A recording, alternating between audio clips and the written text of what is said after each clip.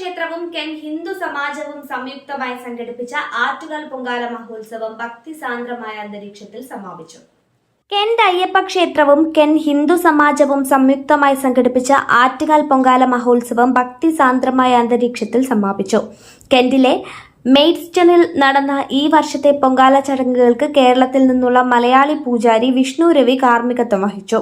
നിരവധി വർഷങ്ങളായി മലയാളി കൂട്ടായ്മയായ കെൻ ഹിന്ദു സമാജവും കെൻ അയ്യപ്പ ക്ഷേത്രവും ചേർന്ന് ഭക്തജനങ്ങൾക്ക് ആറ്റുകാൽ പൊങ്കാലയിടാൻ അവസരമൊരുക്കി വരികയാണ്. ആറ്റുകാൽ ദേവീക്ഷേത്രം തന്ത്രി പരമേശ്വരൻ വാസുദേവൻ ഭട്ടതിരിപ്പാട് ചടങ്ങിന് ആശംസകൾ അറിയിച്ചു. ലണ്ടന്റെ വിവിധ ഭാഗങ്ങളിൽ നിന്നെത്തിയ ഒട്ടനവധി ഭക്തർ ഈ പുണ്യ ചടങ്ങിൽ പങ്കെടുത്തു. വരും വർഷങ്ങളിൽ ആറ്റുകാൽ ദേവീക്ഷേത്രവുമായി സഹകരിച്ച് പൊങ്കാല ചടങ്ങുകൾ കൂടുതൽ ഭക്തി നിർഭരമായി നടത്തണമെന്ന് സംഘാടകർ അറിയിച്ചു.